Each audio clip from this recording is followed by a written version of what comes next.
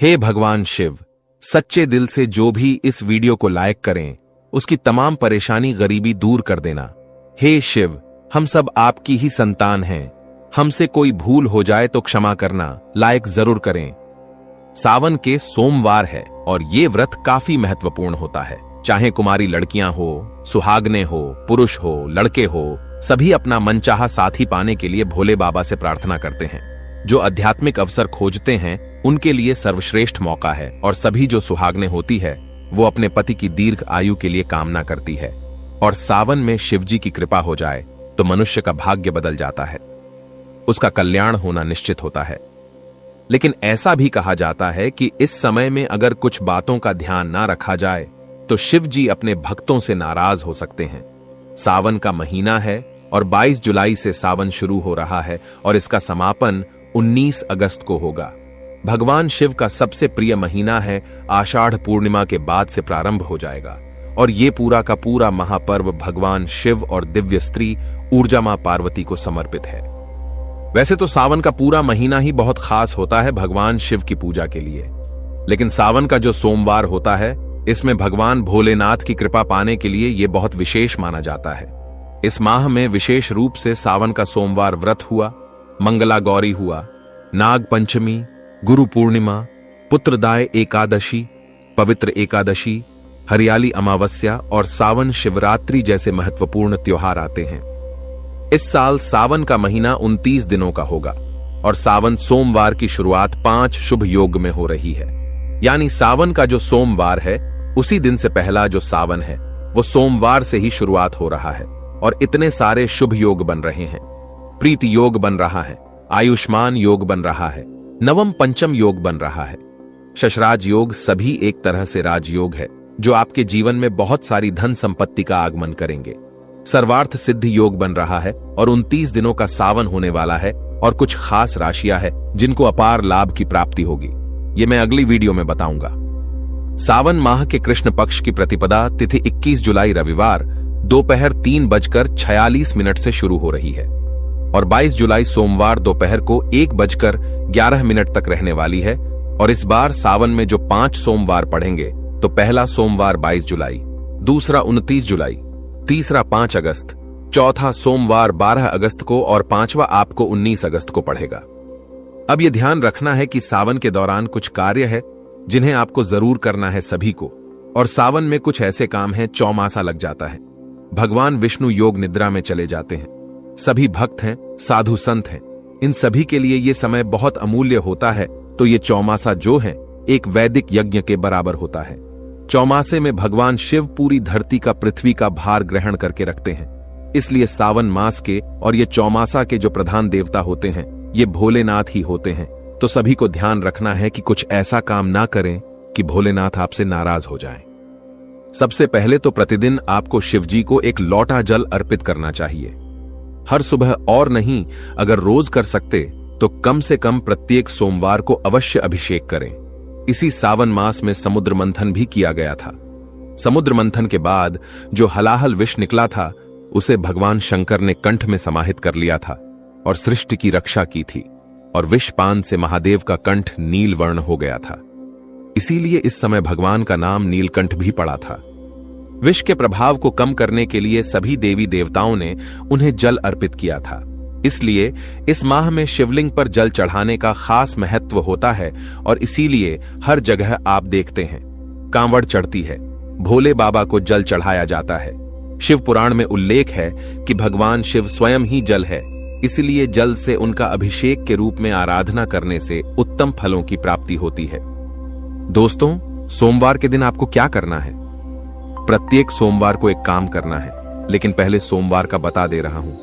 आपको एक विशेष चीज इस बार आपको अपने जल के लोटे में डाल लेनी है। क्या करना है? सोमवार के दिन सबसे पहले ब्रह्म मुहूर्त में उठकर भोलेनाथ का ध्यान करते हुए व्रत का संकल्प कीजिए। फिर स्नान करके साफ सुथरे वस्त्र धारण करें। भगवान सूर्य देव को एक लोटा जल अर्पित करें। इसके बाद आप चाहे तो किसी मंदिर जाकर के या घर में ही जल से भरा लोटा लेकर के शिव जी का अभिषेक कीजिए। कौन सी शिवलिंग का अभिषेक करना चाहिए? बहुत लोग प्रश्न करते हैं। तो आपको या तो अगर आपके अंदर बहुत सारी आपको पावर चाहिए, पैसा चाहिए, अट्रैक्शन चाहिए तो आपको सबसे अच्छा है पारद का शिवलिंग इस्तेमाल करना चाहिए। अगर आपको लक्ष्मी प्राप्ति की इच्छा है, आपके घर में कलह ज्यादा है, क्लेश से मुक्ति चाहिए, शांति चाहिए, डिप्रेशन में आपके घर के लोग रहते हैं, तो आपको घर पे स्फटिक का शिवलिंग स्थापित करना चाहिए। और अगर आप चाहते हैं कि नॉर्मल सब कुछ एक आम इंसान के लिए नर्मदेश्वर शिवलिंग सर्वश्रेष्ठ होती है, आप वो भी स्थापित कर सकते हैं। जो भी शिवलिंग आप स्थापित करेंगे, कोशिश करें अभिमंत्रित हो, उसमें एनर्जीज्ड हो, वो और आपके अंगूठे के बराबर होनी चाहिए। शिवलिंग का आपको इस दिन, या फिर अगर आपके पास शिवलिंग नहीं है तो पार्थिव शिवलिंग कुछ लोग सिर्फ मिट्टी से बनाना बता देते हैं, इस तरह से नहीं बनाई जाती है। पार्थिव शिवलिंग बनाने की एक विशेष विधि होती है, आपको वैसे बनानी चाहिए। या फिर बेस्ट होता है अगर आपके पास कोई शिवलिंग नहीं है और तो आप जाके घर के आसपास जो भी शिव मंदिर हो वहां पर आप जल अर्पित कर सकते हैं, रुद्र अभिषेक कर सकते हैं। लेकिन आपको लौटे का जो जल है उसमें आपको इस बार एक विशेष काम करना है, जो मुहूर्त है। 5 राजयोग बन रहे हैं, इन सब के नाम लेकर के आपको 5 बेलपत्र लेने हैं। कटे फटे बेलपत्र ना हो, इस बात का आप ध्यान रखें। सुंदर बेलपत्र हो और नहीं तो चांदी के बेलपत्र आप यूज कर सकते हैं। छोटे अभिमंत्रित किए हुए चांदी के बेलपत्र होने चाहिए। और इसके बाद आप बेलपत्र के ऊपर आप चंदन छिड़क लीजिए। छोटे बेलपत्र है तो सिर्फ चंदन छिड़क लीजिए। बड़े बेलपत्र है तो आप उस पे ओम नम शिवाय लिख सकते हैं और श्रीम लिख सकते हैं, राम राम लिख सकते हैं। इस प्रकार से आपको चंदन से कुछ अच्छे अक्षर लिखने चाहिए। इसके बाद एक तांबे के लोटे में जल भरना चाहिए। थोड़ा सा गंगा जल है तो वो डाल लीजिए और उसमें कुछ साबित साफ चावल अक्षत, जो बिना टूटे हुए चावल है, वो आपको डालने चाहिए। अब थोड़े से पुष्प ले लीजिए और लोटे के ऊपर बेलपत्र और पुष्प रख करके आपको मंदिर जाना चाहिए या घर में ही ओम नम शिवाय का 27 बार जाप करें और इसके बाद भोले बाबा को आपको वो जल अर्पित कर देना है। भोले बाबा को पंचामृत भी बहुत पसंद होता है, इसलिए जल चढ़ाने के बाद आप चाहे तो शिवलिंग पर पंचामृत से भी अभिषेक कर सकते हैं। लेकिन जब भी पंचामृत से अभिषेक करें तो ऐसा नहीं कि कच्चा दूध या पंचामृत से अभिषेक किया और छोड़ के आ गए, नहीं। उसके बाद शुद्ध जल से आपको अवश्य अभिषेक करना चाहिए। पूरे समय ओम नम शिवाय, ओम नम शिवाय, ओम नमः शिवाय इसका जाप करते रहे। शुद्ध जल से अभिषेक करने के बाद हो सके तो एक छोटी सी रूमाली या तौलिए से भोले बाबा को पोंछे। चंदन से आप त्रिपुंड बना सकते हैं। जनेऊ अर्पित करें, पुष्पों से श्रृंगार करें, फल चढ़ाएं, बेलपत्र से श्रृंगार करें, बेलपत्र चढ़ाइए, भांग, धतूरा, आंखड़े के पुष्पों की माला चढ़ाइए और रुद्राक्ष आदि की माला आप अर्पित कर सकते हैं। थोड़ा सा शहद इस दिन आपको अवश्य अर्पित करना चाहिए। अगर आप चाहते हैं आपके रिलेशंस मधुर हो तो आपको थोड़ा सा शहद भी अर्पित करना चाहिए और धूप दीप करें। फिर वहीं बैठ करके आप चाहे तो शिवलिंग शास्तक का पाठ करिए, पंचाक्षर स्तोत्र का पाठ करिए, शिव तांडव स्तोत्र का पाठ कर सकते हैं, शिव जी की चालीसा पढ़ सकते हैं और आप चाहे तो किसी पंडित जी के द्वारा रुद्राष्ट का पाठ भी कर सकते हैं। फिर रुद्राक्ष की अगर आपके पास अभिमंत्रित माला है, संस्कारित माला है, तो आपको इससे 108 बार महामृत्युंजय मंत्र का जाप करना चाहिए। इयं त्र्यंबकम यजामहे सुगंधिम पुष्टिवर्धनम उर्वारुकमिव बंधनान मृत्योर्मुक्षी मामृतात, इस प्रकार से जाप कीजिए। इस दिन महामृत्युंजय मंत्र का जाप करना सर्वश्रेष्ठ माना गया है। और अगर मंदिर में पूजा कर रहे हैं आप तो घर में आकर के आपको भगवान शिव की प्रतिमा हो, कोई फोटो हो या घर के ही ईशान कोण में एक दीपक ओम नम शिवाय बोलते हुए जरूर जलाना चाहिए। और अगर फोटो आदि मूर्ति आदि हैं तो उन्हें तिलक लगाकर पूजा अवश्य करें, थोड़ा सा भोग अर्पित करें। अंत में अगर आप चाहें तो श्रावण माह के सोमवार के व्रत की कथा भी सुन सकते हैं और श्रद्धा पूर्वक भगवान शिव की आरती करें। शीश दंग अर्ध अंग पार्वती सदा विराजित कैलाशी नंदी वंगी नृत्य करत है, गुण भक्तन शिव के दासी। इस प्रकार से आरती करें, भोले बाबा की उनसे आशीष मांगे, प्रसाद वितरण करें, क्षमा प्रार्थना करें कि जाने अनजाने कोई भूल चूक हुई है तो प्रभु आप मुझे क्षमा करें। दोस्तों, आशीर्वाद मांगे अपने लिए, अपने परिवार के लिए, अपने रिश्तों के लिए, और ये बहुत शुभ माना जाता है। हो सके तो इस दिन व्रत रखना चाहिए। व्रत कैसे रखा जाता है? शिव जी का व्रत 3 प्रहर का रखा जाता है और संयम रखना चाहिए। हर प्रकार का संयम रखें। आत्मचिंतन का समय होता है, ध्यान का समय होता है तो ध्यान का अभ्यास करें।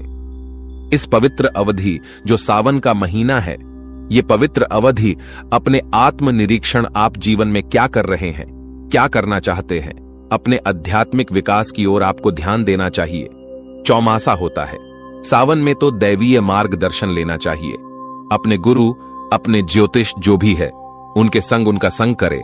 याद रखे, सावन आध्यात्मिक कायाकल्प का अवसर है। परमात्मा से जुड़ने का समय है, तो भगवान शिव की कृपा आप सब पर बनी रहे। और सावन के पवित्र महीने में आध्यात्मिक शुभता और शुद्धता, इसको बनाए रखने के लिए कुछ चीजों से बचने की भी सलाह दी जाती है। एक तो सावन में जहां तहां निवास नहीं करना चाहिए। कीड़े मकोड़े बहुत ज्यादा निकलते हैं, घर में नकारात्मकताएं बढ़ जाती हैं, तो इस मौसम में अपने घर को हर समय साफ सुथरा आपको रखना चाहिए। कूड़ा कचरा नहीं, इकट्ठा करके रखना चाहिए। सुबह शाम आपको सुगंधित धूप करनी चाहिए। इससे एक तो घर का वातावरण पवित्र रहता है, और कम से कम ओम नम शिवाय का कम से कम 11 माला का या एक ही माला कीजिए सच्चे दिल से, पर आपको जाप अवश्य करना चाहिए। सावन के पूरे महीने में आपको सात्विक भोजन करना चाहिए। भूल से भी मांस, मछली, अंडा, लहसुन, प्याज, मदिरा आदि किसी भी प्रकार के मांसाहार हुआ, नॉन वेज हुआ, ड्रिंक्स आदि हुई, नशे की चीजें हुई, इससे आपको परहेज रखना चाहिए। व्रत के दिन फलाहार करना चाहिए, यह श्रेष्ठ होता है। नहीं कर सकते तो कम से कम एक समय सात्विक भोजन करें। भोजन बनाएं भी तो पूरी शुद्धता के साथ। आपको देशी घी में या सरसों के तेल में ही भोजन बनाना चाहिए। और जो लोग फलाहार करते हैं या वो लोग एक समय सात्विक भोजन भी कर सकते हैं। गलत भोजन तामसिक माना जाता है और ये आध्यात्मिक विकास में बाधा बनता है। ये आपके दिमाग और शरीर के संतुलन को बिगाड़ देता है। आपके स्वास्थ्य और आपके आध्यात्मिक कल्याण, आज तक आपकी जितनी पदयात्रा हुई है, वो सभी के फल को नष्ट कर देता है। पाचन तंत्र सावन के महीने में धीमी गति से काम करता है, इसलिए इस मौसम में विशेष रूप से खान पान अगर नहीं भी सही रखा गया तो आपकी सेहत खराब हो सकती है। इसलिए आपको ध्यान रखना चाहिए, नियमों का पूरी तरह से पालन करें। व्रत को अधूरा नहीं छोड़ना चाहिए। जैसे कुछ लोग 4 सोमवार व्रत का संकल्प लेते हैं लेकिन 2 करके छोड़ देते हैं। अगर आपको लगता है मैं 4 सोमवार नहीं कर पाऊंगा, 2 ही कर पाऊंगा, तो मन में 2 का ही संकल्प लीजिए। बाद में आपकी इच्छा हो तो 4 सोमवार या 5 सोमवार का आप संकल्प ले सकते हैं, या फिर आपको संकल्प लेने की आवश्यकता ही नहीं है। आप मन में कर लीजिए कि मुझसे जितने हो पाएंगे मैं उतना करूंगा। ये सोच करके आपको आचरण को पवित्र करके किसी का भी दिल दुखाए बिना आपको व्रत को धारण करना चाहिए। आप देखेंगे यही सावन का महीना आपको कितना फलदायी होगा। किसी भी प्रकार के नकारात्मक विचार है, क्रोध है, हानि है, आप मंदिर आदि में जाएंगे, किसी के ऊपर बुरी नजर रखना, किसी के प्रति झूठे आकर्षण से बचना, शादीशुदा महिलाओं से बातचीत करना, छेड़खानी करना, पराई स्त्रियों से पराये पुरुषों से संपर्क बनाना, ये सभी चीजें आपकी आध्यात्मिक यात्रा में बाधाएं पैदा करती हैं। अपने विचारों को शुद्ध रखें। किसी प्रकार का अशुद्ध विचार भी मन में ना लाए। अशुद्ध व्यवहार ना करें। अपनी यौन पवित्रता को भी बना करके रखें। किसी भी तरह के मायाजाल में ना फंसे। कायाकल्प का काल है और जीवन साथी के साथ भी आपको मर्यादापूर्ण व्यवहार करना चाहिए। किसी भी तरह के झगड़े, खराब व्यवहार, ये संबंधों में दूरियां बनाते हैं। इसलिए जितना संभव हो रिलैक्स रहें और दूसरों पर गुस्सा करने से आपको बचना चाहिए। आपको इस दौरान किसी भी प्रकार की पड़ पंचायती में भी नहीं पड़ना चाहिए, क्योंकि दूसरों की नकारात्मक ऊर्जाएं आप अपने अंदर घर कर रहे हैं। झूठ का सहारा लेकर के किसी भी काम को ना करें। भोले बाबा छोटी सी पूजा से प्रसन्न हो जाते हैं, लेकिन जो लोग झूठ का सहारा लेते, जीवन में उनसे कभी भी भोले बाबा प्रसन्न नहीं होते हैं, ना ही वो उन्हें शुभ फल देते हैं। अपने बड़े बुजुर्गों का सम्मान करें, किसी भी प्रकार से किसी का अनादर ना करें और कोई भी ऐसा कटु वचन किसी को ना बोले जिससे किसी का मन दुखी हो जाए, वो नाराज हो जाए। घर के सभी लोगों के साथ अच्छा व्यवहार करें। पुरुषों को चाहिए कि स्त्रियों का सम्मान करें और स्त्रियों को भी चाहिए कि पुरुषों को अनाप शनाप ना बोले। अपने घर से हर प्रकार की नकारात्मकताओं को दूर रखें। इस महीने में शादी ब्याह जैसे शुभ काम करने का लगन नहीं होता। बहुत सी शादीशुदा महिलाएं इस समय इसीलिए अपने मायके भी चली जाती है, ताकि इस अवधि में ब्रह्मचर्य के व्रत का पालन करना चाहिए। मर्कंडू ऋषि के पुत्र मार्कंडे ने लंबी आयु के लिए सावन माह में ही घोर तपस्या कर ब्रह्मचर्य का पालन कर शिव जी की कृपा प्राप्त की थी, जिससे मिली मंत्र शक्तियों के सामने मृत्यु के देवता यमराज भी नतमस्तक हो गए थे। अतः इस माह में ज्यादा से ज्यादा तपस्या करें, ज्यादा से ज्यादा ब्रह्मचर्य के व्रत का पालन करें। अनावश्यक यात्राओं से भी आपको बचना चाहिए। इस दौरान की गई यात्राएं सफल नहीं होती हैं, उल्टा कुमार्ग पर लेकर जाती है, दुर्भाग्य को पैदा करती है। इसलिए कोशिश करना चाहिए कि श्रावण के महीने में आपको यात्रा कम से कम करें और एक अवधि है जिसको आपको मर्यादा पूर्ण तरीके से बिताना चाहिए। सावन में बाल भी नहीं काटने चाहिए, दाढ़ी मूछ नहीं काटने चाहिए, नाखून नहीं काटना चाहिए। वैसे तो देखा जाए तो ये एक धार्मिक मान्यता है जिसका पालन वर्षों से किया जा रहा है, और किसी भी मान्यता की जब शुरुआत हुई तो उस समय जो चलता था उस समय के काल प्रसंग और स्थितियों को देखकर की जाती थी। तो साइंटिफिकली तो मुझे आज तक ये बात समझ नहीं आई, लेकिन कहा जाता है कि गुरु ग्रह थोड़े कमजोर हो जाते हैं, इसलिए नहीं करना चाहिए। बाकी पहले जमाने में मुझे लगता है कि पर्याप्त लाइट नहीं थी और प्रॉपर उपकरण भी नहीं थे। दाढ़ी मूछ बाल काटने के तो इससे हो सकता है, बाल कटवाने के समय चोट लग जाती होगी या घाव होने का खतरा होता होगा। तो यही वजह है कि हो सकता है इस श्रावण मास में बाल काटने, दाढ़ी मूछ काटने में मनाही की गई हो। तो दोस्तों, जितना आपसे श्रद्धा शक्ति से हो सकता है उतना कीजिए। बाकी और अपडेटेड रहे, कनेक्टेड रहे। बेसिक इंफॉर्मेशन है कि श्रावण माह कब से शुरू हो रहा है, कौन कौन से शुभ योग बन रहे हैं, कौन कौन सी सोमवारी आने वाली है, और पहली सोमवारी को आपको क्या करना है। तो सोमवार से ही सावन लग रहा है। पहले सोमवार को जल के लौटे में जरूर डालने आप एक चीज मैंने बताई है, वो है 5 बेलपत्र नाम लिख करके और साथ में थोड़ा चंदन और एक बूंद शहद आपको जल के लौटे में डालना है। कमेंट्स में लिखें हर हर महादेव, ओम नमः शिवाय। लाइक जरूर करें। धन्यवाद।